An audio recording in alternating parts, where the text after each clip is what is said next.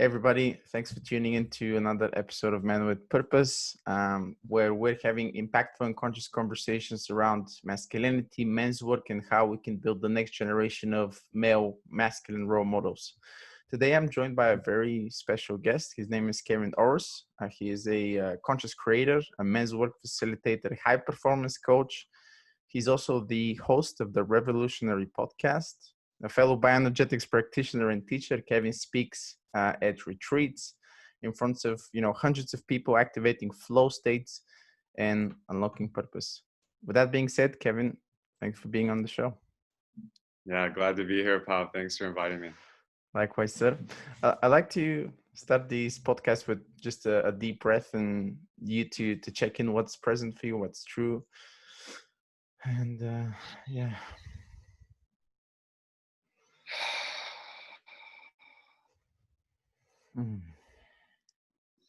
Yeah, I'm feeling excited about the future and optimistic in this moment. Wow. Even though the world is going crazy and there's a lot of dark stuff flying around, the universe is also balanced. So if there's a rising in the dark or like things we don't like out in the world, struggle, strife, you can be sure that there's also a simultaneously rising of the light. And just because our news media isn't covering it doesn't mean it isn't happening. You hit it right on the head there. I feel very grateful for the opportunity to have this conversation, and I also see a glimpse in this whole darkness, so to speak, which we may or may not get into. But I'm a fan of humanity, and I have hope for the future as well. So. Okay, so I actually started with quite a rather long resume. You have your fingers in a lot of pies. You're doing quite a lot of things. Before we get into all of that, could you maybe tell us a little bit about what you like as a kid, and how were you kind of being brought up, and what was like growing up for you? Yeah, it's great. I get asked this so much. It's like I get to tell it in a new way each time. It's great. I'm from Texas. I was born and raised in Texas to a middle class suburban Catholic family, very conservative, very suburban. And as a boy, I was super shy, super imaginative. I was just reading everything I get my hands on, so many books. And then when I found gaming, I got super into gaming. I got super into literature, media, film. I was just like anything with the imagination I was always drawn to. And yeah, growing up, I excelled at language and English writing, literature, and debate. So I thought I was going to be a lawyer. I wanted to be an attorney. Wow. Went to school, studied political science, university. And as I started to like really unlayer myself, I discovered psychology and philosophy. And so I knew that is actually my path. And so I switched my studies, and was just really gung-ho to do that. And I was getting groomed to go into PhD psychology. So I thought I was going to be like an academic, like a researcher, professor, psychoanalyst. I was studying Jungian psychoanalysis, Freudian, and also like the very experimental social and evolutionary psychology. Around that time, the girl I'd been dating from high school, I thought she was going to be my wife. We've been dating for years, and I was practicing celibacy. So I didn't have sex with her, and I was fully in that like Catholic program of like, oh, I'll go to hell if I don't. Like, even though I was waking up in so many ways, I was still living in that paradigm. And I found out from one of my best friends that she'd been cheating on me for a long time with someone in our tribe. And the dissonance of that just like annihilated me. Like that was my first dark night of the soul, where went into full depression, insomnia, anxiety, started drinking heavily, and really just went in a full collapse of depression, and completely changed group of friends. And that year I discovered martial arts and I discovered yoga. And so that started to rise me out of it. And I had my first plant medicine experiences that year. So this was like a huge opening of myself and just popped me out of this paradigm I'd been in of like collapse and victimhood and all these things. That journey quickly accelerated to the point where I packed my bags and left Texas and quit my job and left all my friends and moved to California to go study and work at the university there in the Bay Area. just south of San Francisco, a beautiful town called Santa Cruz. And that's when I went to Burning Man and I found the festival culture, and I really got into psychedelics and yoga, and just started to go onto this path. And basically, that path led into another relationship, and discovering Tantra and Qigong and Tai Chi. Yes. And the same cycle repeated, not the infidelity part, but full disillusionment. So I quit my professional job at the university. I abandoned grad school. I was going to get into graduate studies, and I just left all that and sold everything that couldn't fit in my backpack, and then bought a one-way ticket to Asia. Wow. And I just knew I was leaning into that hero's journey, and I ended up backpacking through Southeast Asia, living in Thailand, Laos, Cambodia, Malaysia, and then ended up in India synchronistically in a beautiful, I was purging in this hostel in Kuala Lumpur, just really sick, just had a huge breakup, was trying to build my own business at this time. I was building websites, writing a blog, thinking I was going to be an entrepreneur. And I literally was guided. I can't explain it, but the ticket, the visa, everything to India was like this golden road. So I ended up studying yoga there under an Iyengar teacher, and studying philosophy under a Osho sannyasin. So I got this twin teaching, Wow. very powerful codes. And I backpacked the Himalayas right after that, and then flew back to LA, where I started teaching yoga, personal training, eventually started coaching, and then just to speed it up, that's when I really got into workshops, retreats, bioenergetics, somatic therapy, and also authentic relating, NLP, and transformative coaching practices. And then I started to build my business, and really that was in 2015. So the last 5 Wow. years have been a sprint and a quantum leap in that vein.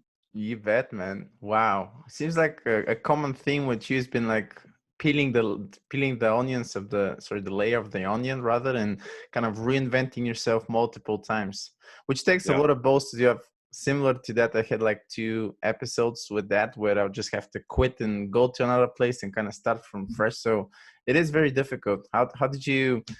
I mean, maybe it wasn't. I'm sure it was a lot of difficult. It was very difficult because I'm sure there was a lot of change. How are you dealing with that uncertainty at the time? I mean, at the beginning, it was just chaos. I was just like, all right, I'm going to get rid of all my things, which manifested as material, and just go and commit to growth. And that was, a lot of anxiety, a lot of unsure. But I think around the time of going to Asia, I was fully just in the surrender experiment. So I started to make friends with uncertainty, and, quitting my job at that time, I was working in the university, making good money, and I just lived on savings, and I became a minimalist, and started to practice being friends with uncertainty, and also just trusting life. That's all it is. You trust life, you trust synchronicity, you trust your people around you that are allies, and the hero's journey proceeds. Yes, indeed. Wow. Beautiful way to put it, becoming friends with uncertainty.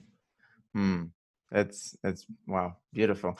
All right, so you're doing all these things. You're in India, then you go back to LA. You kind of start your, you continue rather your conscious path of evolving, getting to the next level. At what point do you begin to kind of dabble in this whole field of men's work and masculinity, etc., etc.? Well, yeah, an early mentor in that for me was, my Qigong teacher in the Bay Area. I started to realize the power of masculinity, and how a lot of the spiritual community in California and at these festivals was very feminine. The men were very feminine. And I started to realize that was me also. And so I started to read a lot on it. And I was already deep in the archetypal work of Carl Jung. I was already deep in the hero's journey work of Joseph Campbell. So that was giving me a lot of fodder and a lot of courage to really face the challenges of my life. But it was when I got back to the States and moved to Los Angeles that I found Elliot Hulse, who you might know. He's a huge YouTube former strongman influencer, and now he does a lot of bioenergetics work. And nowadays, in present day 2020, he's gone off the deep end in many ways, and I still love and respect him, because I trained with him in his golden years, 3-4 years ago, where I went to a retreat called Grounding Camp with him, which was 3 days and nights of nonstop Osho meditations, which are deep, active bioenergetic practices, and then lots of somatic shadow work. Mm. And that's really where I got initiated and opened into men's work. And I ended up studying with him for many, many retreats, like 3 Mm.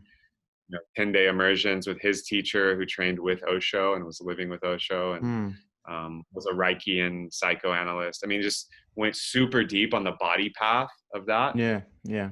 In Los Angeles, the lifestyle brand I had founded then with my 2 business partners, Mystic Misfit, we started leading men's circles and just Mhm. having men's gatherings at our home in LA. And that built up. And then we started to go to these retreats. And later, when I moved to San Diego, I discovered Sacred Sons. So I Mm. was a facilitator at the first Sacred Sons retreat, and I've been to 3 since. I missed the one this year, obviously due to COVID and Yeah. living here in Bali. But Mm. yeah, so I had a lot of mentors on that path and really stepped into it. And then in 2017, I made a live video called Masculinity is Dead. Yes. That was just Yes. channeled. I was just like, it was like a really powerful day. And that just went viral and almost got 1 million views like Mm. overnight. People just, I got a huge like baptism of energy, positive and negative, Mm. Mm. Mm. that Yeah. really like kind of woke me up to like, I mean, the power of my voice and my path, because at that time I was really focusing on coaching entrepreneurs. I mean, I was already doing men's work, but that was like a new layer of it. Mhm. And yeah, since then, I just have been blessed to lead a lot of men's circles and be a part of a lot of teaching and learning myself as a student and sharing what I'm learning with men around the world. And that's what I do with my online courses, my coaching and mentorship.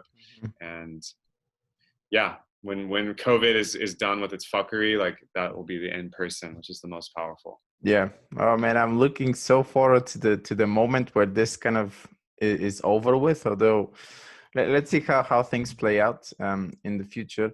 Um, you're doing all these things. Men's work seems to be a big component of that. One thing I did forget to mention at the very beginning is that you're also, and correct me if I'm wrong, my understanding is that you're also a conscious comedian, or kind of playing with that energy as well. How does that fit in with everything else that that you're doing? I watched the video that you did with JP. So that was awesome. Like a lot of like high level humor, which I think is a brilliant tool whenever you use it.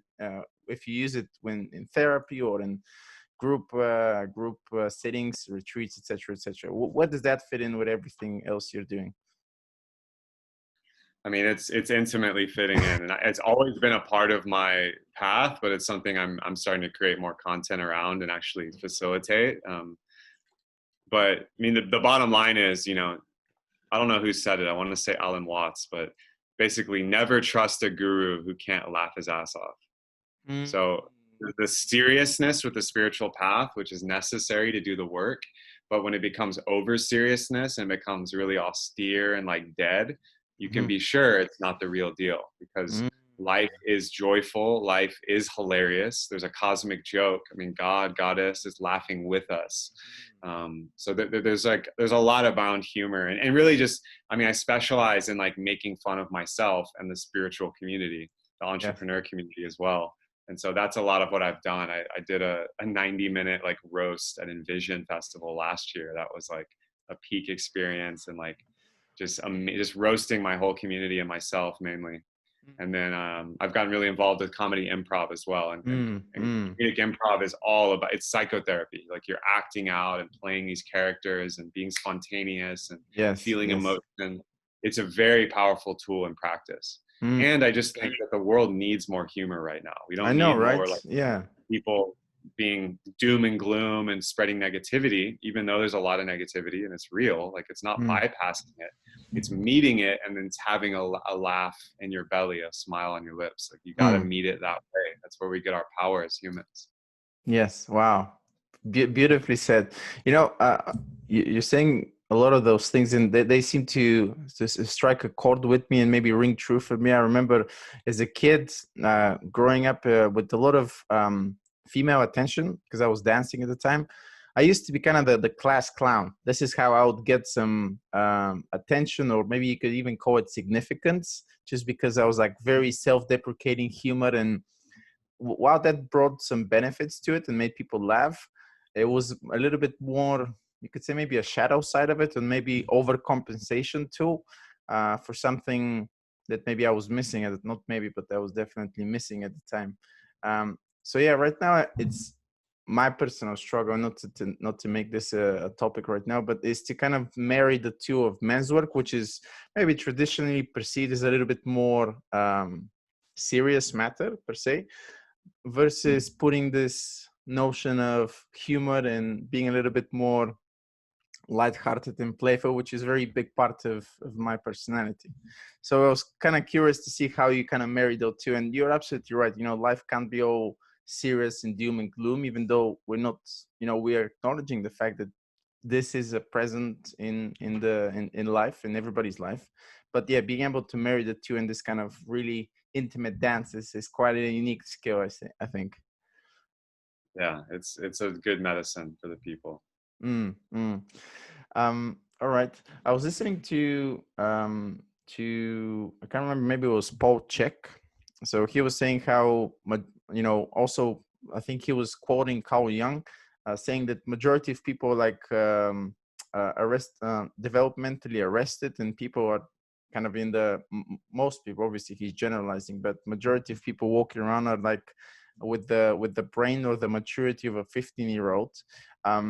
I like I make a lot of parallels with men's work, and most of men actually not being really embodied or really conscious at all, if this makes sense, not really matured enough. What do you attribute this to, you know, given your experience in this field? I mean, yeah, there's a very real part of the masculine and just humans that does arrest development psychologically, right? We're in these adult bodies, and there's all these leaders. I mean, just go look at the media, all these leaders in adult bodies, but how they're acting out their emotion and their aggression and their dominance and their trauma is adolescent in many ways. And sometimes it's childish, where like they actually are frozen as like a 7-year-old or whatever.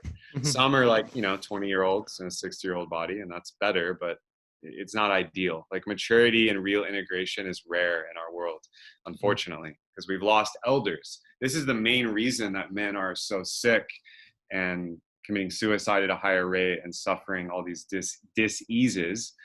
It's because we've lost elders and the rites of passage. So how many true masculine elders are out there leading men? How many rites of passage or rituals of initiation are being conducted for men that give them more courage, life-giving capacity, and guardianhood? Not the military, not prisons, not gangs, not sports. This is the thing. It's like we've lost a lot of these ancient ways, and we haven't lost them. We just have to revive them, and they're being revived in groups like the Mankind Project, Sacred Sons, you know, all these groups. The European Men's Movement I've recently spoken with about my new book, and those guys are Alexander Bard, and those guys are amazing. You know, it's happening, but you know, you don't psychologically mature automatically. It's a path you have to walk. So your body grows automatically, like you go from a baby to a grown man, but your psychology and your emotionality and your heart, although they are eternal and mature at their core, your personality and how you show up has to embody that through work. And this is why we do shadow work. This is why we do personal development.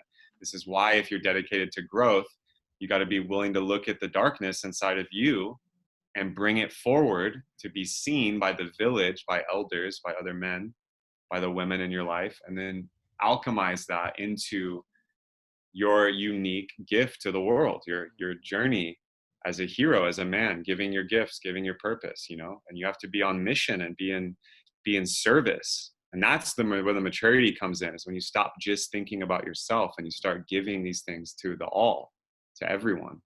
That's a sign of maturity. And a lot of these men running the world, unfortunately, are really hurt adolescent men with nuclear weapons and vast amounts of money. And you can see what that has turned into in the world.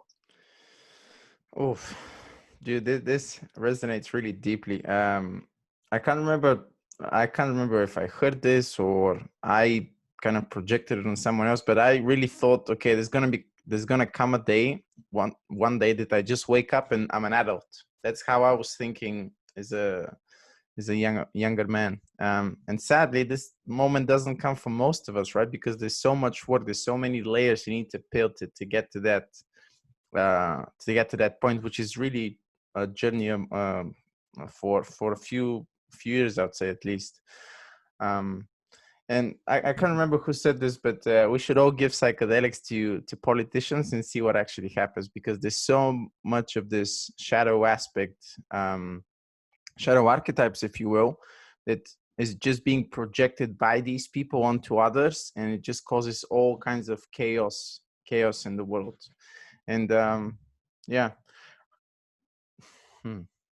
Yeah, I'm not sure where I'm going with this, but I'm just kind of reflecting on what you said, because it rings very true for me here. We mentioned, actually, you mentioned a lot of organizations doing men's work. How do you see the future of men's work, if we could actually, or the field of men's work into the future? Because there's a lot of people doing a lot of great stuff, yet it doesn't seem to be, I wouldn't say mainstream, but it doesn't seem to be really much into the public. Obviously, it's very difficult. It's a subject that really a lot of men tend to shy away from. Well, what's your take on how this field of work could potentially develop in the next, I don't know, 5-10 years? I mean, I see it as the future. Like the way we've seen the feminine movement rise, like third wave feminism, like women's circles and red tents and women gathering. And that's like being a big thing, you know, even that's not mainstream yet, but that has in the alternative communities is big. Men's work is on its way. You know, we just got started a little later, you know, the mythopoetic movement in the 80s. I mean, they were doing men's work way back in the 50s and 60s, but in the 80s, it started to like, you know, the Mankind Project has really spearheaded a lot of it. But I really am here fighting, blessing for a future where, you know, mental health institutions are incorporating these healing holistic practices and not just drugging men with opiates and pharmaceuticals. So we need to have a real method to heal men, because men are the ones that are most in prison. 95% of all violent crime and all people in prison are men. Men are more likely to commit violent crime and assault. They're more likely to kill themselves. You know, we have a mental health issue on this planet in every country. So this has to become mainstream, and it will. Like life is guiding it right now. Those of us carrying the torch, like you, like myself, like all the brothers we're connected to, you know, we're doing it, and it's a $1 billion industry too. From if you want to go to the business standpoint, it has a massive demand and a very tiny supply. So if you are in men's work right now, if you're listening to this, if you follow this brother, you know, it's time to, like, to do your work, study, train, like find an elder, find a mentor, like you need that. And like, as soon as you're ready and willing to sit with other men and even just listen to them, you don't have to put like a lot of stress on the healing or the work. Like start to gather the men around you. Running a men's circle is as simple as inviting men into an intentional space. And I tell men this all the time, because every man, when I write about this stuff, when I make content about it, like I get all these messages from men all over the world, like where's this circle? Where can I get involved? They all want it. It's natural. Brotherhood, like, or sitting around the fire, sitting in a circle, being with other men. It's very important that we do this. Wow. I mean, I only want to echo this. If people are watching right now, I find that a lot of actually the audience that I have is actually women. They seem to be, there's this kind of, I don't know, the polarity, and where they seem to be attracted to more energy like this. And they kind of say to their boyfriends, brothers, husbands, whatever, partners, oh, maybe go and check this out. So that's at least my observation. A lot of the women seem to be very, very naturally attracted to this sort of work, and then they kind of lead the other men into this. Is this kind of your experience as well? Oh, 100%. I mean, it's funny because most of my following on Instagram and Facebook is women. It's like 60, 40, 70, 30 Tum, tum, sometimes. tum. I mean, it is that, I mean, women use social media more actually, Really? statistically. Wow, I didn't know that. It depends on the platform, but if you look at the metadata, like that seems to be a trend. They also buy 80% of consumer goods. So whether that's online That I products, know. physical products, women are more likely to purchase. So it's natural that women would be the first to notice this and the first, because they're a little more intuitive on average, and like they're tuned in, they're oracles. Like the feminine can feel things before they're happening. So they're going to be like, hey, like you should go check this out, or there's a retreat. And like, it's beautiful when it happens that way. And for the women out there listening, you can't force him to do it. Just invite it, plant the seed, let him make the decision. If you try to force it, it's going to repel him. And no man wants to be roped into this by their girlfriend, wife, or sister. You know, you're going to make the decision, but you can make them aware, and certainly Yes, like, yes. and talk with them about it. Share how it makes you Mm, feel to like, you know, it's sexy to do your work. Like a man mm, who's willing to stand in his shadows and move his energy and grow and break his lineage and his trauma. That's the mm, kind of man a woman wants to be with. So it's just nature. Like I don't mm. need to sell it. No one needs to sell this. It's nature. It's natural. Wow. Oh man, you're like lighting up a fire in me right now just by listening to this, dude. Feel it. Booyakasha. Nice. I remember when I was also studying NLP and doing all these practitioner courses, etc., etc. A lot of, but again, both the women and men, they'll try and they learn something the day before. They'll go back home and afterwards they say, oh, my partner told me don't try to NLP me, right? So the same thing you're saying actually, Kevin, is not to push, because both men and women don't like to be pushed into something. I mean, men especially, because we have the armor on and we need to be tough and not show emotions, all these kind of things, yada yada yada. But yeah, I think a lot of men, at least from what I've seen, and I've also experienced this, 4 or 5 years earlier. We seem to confuse weakness with vulnerability, whereas I think those two things are quite different. Vulnerability is just being real, I think, as opposed to you know this whole notion of showing emotions is a bad thing, crying is a bad thing. Obviously, everything taken to an extreme on a particular spectrum is probably not so healthy. Your partner isn't your therapist, as I like Yeah. to say. But yeah, wow. All right, so you've been doing all these things right now. You mentioned something about a book. Can you tell us a little bit more about that? Yeah. So me and two co-authors, actually, not too far from you. One's in Vienna, one's in London. Mm. Um, we wrote a book that we spoke. It's 10 chapters of trialogue. So it's three of us Mm. talking about the deepest issues around sex, masculinity, and God, which is the title. Wow. And, we talk about everything from queer theory to love, sex, and infidelity, to death and falling in love, to the philosophies around religion versus evolutionary worldviews of sex and the body. I mean, we go really deep into philosophical, existential territory around the real of sexuality and what it actually means that we're gendered and we have sex. And it's from a male perspective. So there's a lot of masculine wisdom in there, and debate and opinion. So there's a lot in that book as a conversation starter. And that one is, we just released that a few months ago. And we're actually, we're doing another series of trialogues right now live on Facebook through my page. So they're actually have the next episode tonight, my time. So yeah, it's really exciting to have that book going around the world. And pre-COVID, we were going to tour and do men's work and workshops. And we've been Mm. speaking to Alexander Bard and a lot of the brothers in the European men's movement who are Yes. holding these retreats Mm. and holding these gatherings. And I'm really excited to be able to meet them in person and facilitate and learn in person when we have a more sane governance on the planet and we don't shut down the whole world for a virus that's questionable. Yeah.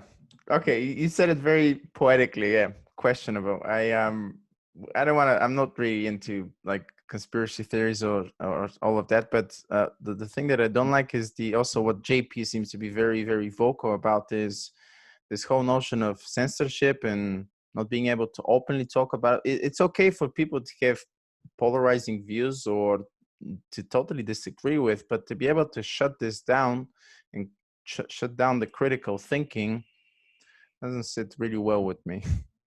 um, It's modern book burning, and it's absurd, and it's a mm, sign of a dying government.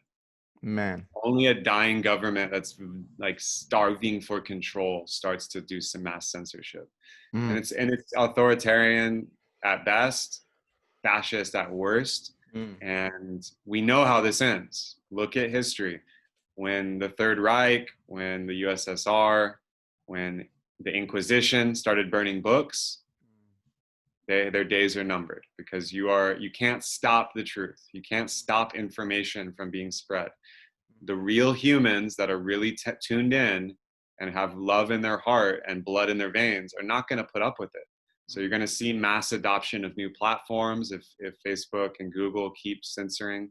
You're going to see new forms of currency with cryptocurrency. You're going to see new forms of internet mesh nets, or some ways to maintain transparency and privacy, Mm. and also an open forum online. And that's one of the battlegrounds that I'm really concerned about, because of how powerful the internet is as an agent for change.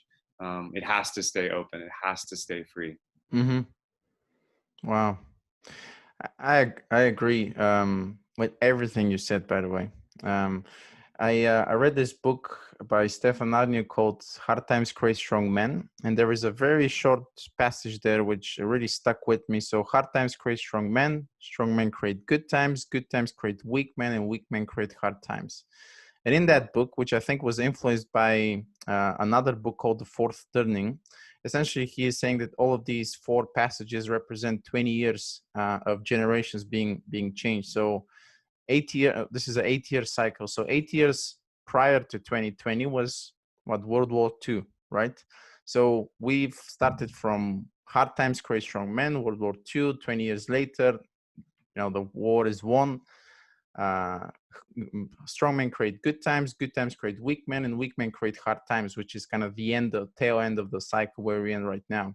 So I am hopeful. I think the next few years are going to be pretty difficult, pretty tough, but I feel the urge to be able to speak about these things, not only from a position of a conscious man, which I like the idea of me being, but also to point out things that aren't right. There's one thing about being personal development and just being all happy, clappy, clappy sort of thing. Sorry. But really, we shouldn't turn a blind eye to issues that are really real and potentially very dangerous, at least in my opinion. So it's yeah. How do you, and again, not to get into too political conspiracy theories here, but how do you, from a conscious creator point of view, how do you talk about these things publicly, openly, or is it more done in a circle of friends? Do you publicly view opinions like that? Because most of my friends told me, oh, this is bad for the brand, or you shouldn't be talking about these. And I'm getting flagged all the time by Instagram, but I feel that, I should be talking about something which is worth discussing at least. Yeah, I mean, where I fall on this is, I play both sides, so to speak.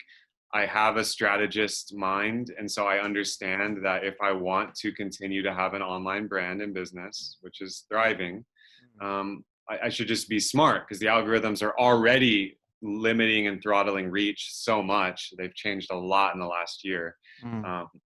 So although I have strong opinions about these things, I mean, here I can freely talk about it, because in theory, this podcast can't be censored per se, although Spotify and Apple are doing their best to start that, I'm sure. You gotta change the platform of the media. The best place to talk is with your 5 closest friends in person, and let it get real. Online, do brands and influencers like myself, like you, need to speak about it? Yes, and I mean, I make my views clear, but I speak to the good. I speak to what I want to see. I don't speak about the things that I don't want to give energy to. And there's a difference between bypassing and pretending there isn't a mass transfer of wealth and COVID, authoritarianism and all this shit in the world, which there is. I'm hyper aware of it, actually. Like, part of me is an investigator and a detective. So I know a lot of this stuff. And even the term conspiracy theory, this is really important to understand, was a term created and propagated by the CIA to stop dissent from the JFK assassination. So even that phrase creates a negative belief and thought form that blocks truth. Because, I mean, if you look at the data, and you don't have to take any of my word for it, you can please research it on your own, any listeners. all the operations that have been declassified from the 40s to the 2000s, run by the CIA, FBI, blah, blah, blah, were all conspiracy theories, and they're declassified. You can read the document. There's nothing there's nothing confusing about it. Like, it's right there in front of you. So if you think that magically they just stopped doing this stuff in 2020 with tech and media and these things, which are full audio visual recording devices, I mean, you got to be kidding me. So there's a lot of naive people, and there's a lot of disillusioned people that have fallen into ideology, whether it's Trump versus Biden, whether it's pro-mask versus anti-mask, and now it's going to be pro-vaccine versus anti-vaccine. And you know, I am just for human liberty and human rights.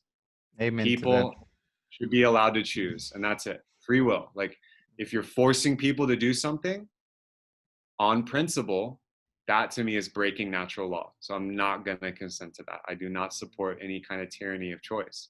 Now, that being said, there is nuance everywhere in the story. Like, Sure. are the elderly at risk from this disease, wherever it came from, whatever it is? Yes. Should we protect them? Yes. Do we need to shut down the whole world economy to do it? No. And so there's layers to it, right? And yeah, that's my piece on that. That being said, Pav, it's funny you bring this up. I mean, one of my goals next year in the first quarter or two is to launch a subscription service and membership like portal where it's all uncensored, and it'll be like super affordable, like just peanuts per month, to be part of this group where I bring in experts and my friends who've like studied this stuff and live it, and we can talk about it all we want, and it won't be on any social media. So no censorship, no flags. I'll still run my content there, and that's just what we need. We need more secure channels. That's something. I agree. And yeah, I mean, sometimes I genuinely agree with the guest, which is the case right now. And I'm pretty much of the same camp, like freedom, rights for people.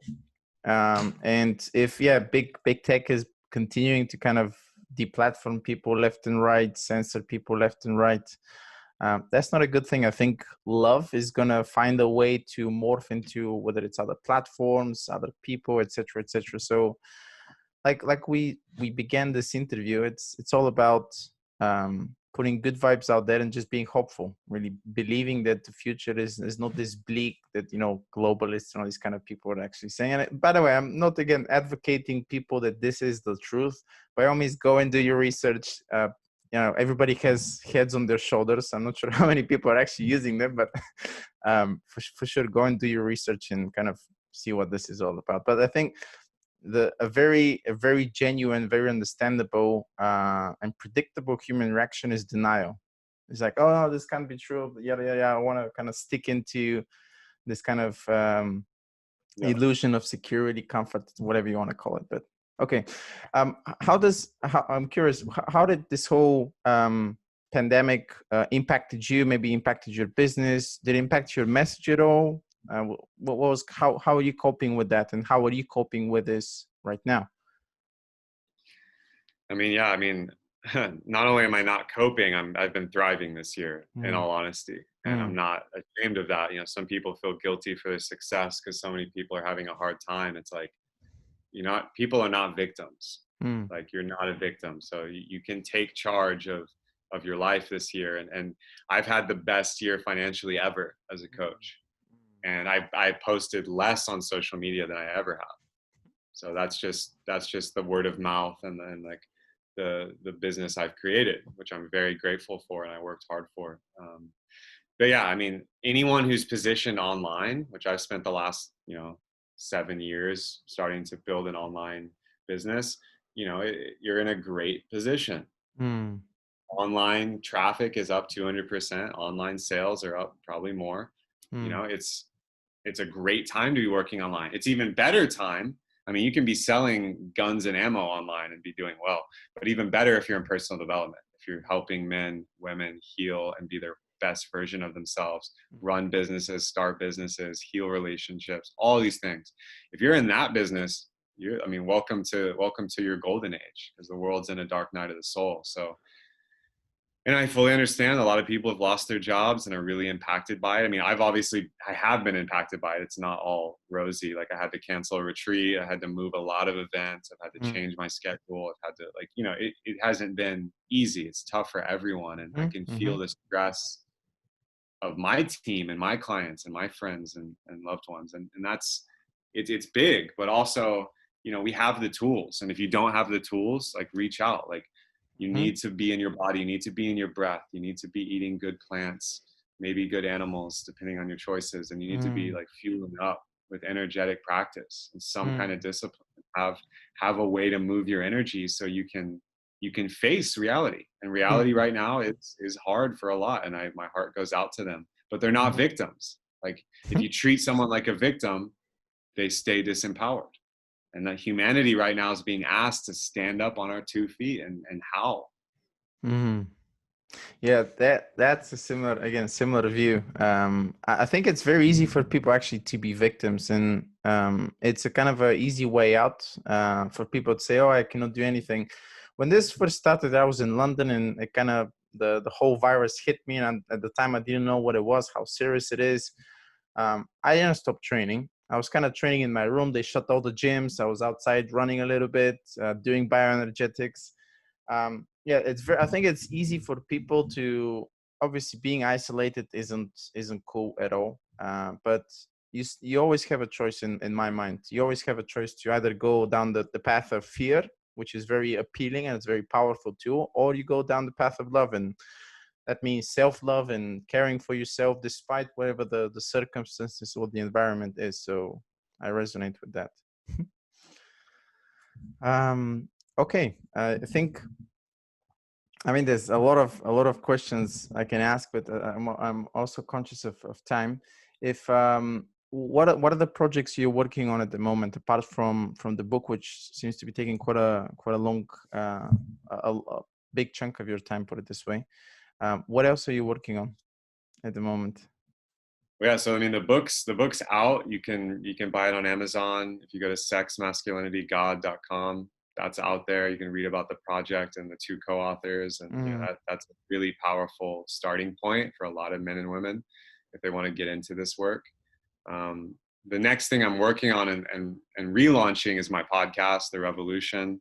So that's the R in parentheses. It's on iTunes, Spotify, and um, yeah, I haven't been posting on it in a couple months, so it's coming back. And then my next online course, my second one, my first one was Flow State Mastery, which is all about morning routines, mm, rituals, and discipline around energetic practices. And then this next course will be Masculine Mastery. So it's going to take men through King, wow. Warrior, Magician, Lover. So the 4 masculine archetypes and all the practices and sex, love, business, war, mental mindset, like all of it. Mm, And by war, I mean, living as a warrior, not hurting people. sure. So yeah, that's kind of the next exciting project I'll be launching. And I'm going to be making more courses next year and really shifting into like an online academy school, and also Mm, having these membership platforms where we can have uncensored conversations about what's really going on, and some of the intense truths that are out there that mm, uh, I hold lightly. I know that I know nothing, because that's wisdom. But sure. I also know that a lot of people who are watching the news or media are really lost right now. So that's a big, exciting thing. And comedy too. I'm going to start releasing comedy videos and comedy podcasts as well. So that's on the horizon. That's going to be really fun.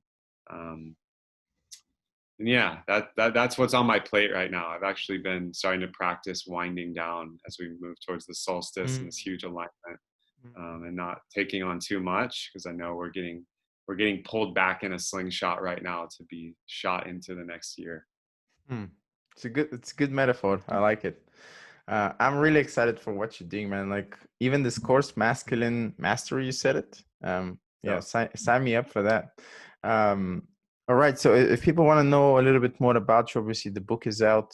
What other mediums can they look up your content, your courses, your products, and your message, most importantly? yeah, so I mean, I'm on Facebook, Instagram, YouTube. My name, Kevin Oroslan, Kevin Orosz. On Instagram, it's Kev_Oroslan, Mm-hmm. which is lion in Hungarian. Um, So those are all my platforms, my podcast on iTunes and Spotify, The Revolution. KevinOrosz.com is my website. You can find out about my coaching and one-on-one mentorships. My courses are also listed there. So flowstatemastery.com is the first course, morning routine hacks, high performance habits. And then this next course is the masculine archetypes and practices. So excited to launch that later this year. Beautiful, beautiful, man. One last question. I kind of borrow this from Tim Ferriss. What's one thing that you wish I would have asked you that I didn't? So great. I love Tim that he has that question. I mean, there's nothing coming up super strong, but the first thing I thought of was like Tantra and sexuality and relating. That's a big part of my work. And yeah, the whole can of worms that is really, really powerful and beautiful, especially for the masculine to study and train and lean in to be leaders in their relationships. That in and of itself, if we were to open that can of worms, which I think is well worth it, it could take probably a separate podcast in and of itself. Totally. Yeah, maybe we can have you back for a part 2 and we talk only about that. Sure. All right. Well, any final thoughts? Anything else you want to add? Just do not give your consent to those that wish you harm. And you have the power for that. A lot of people out there right now are afraid and they think that they don't have power because they're listening to these false authorities. You have the power. They need you to consent and comply. So if you stand in your truth and make decisions from a heroic mindset, not a victim mindset, it'll shift your whole reality. And we need more humans right now on that tip. Sovereign men and sovereign women. That's how I put it. You have the power, not them.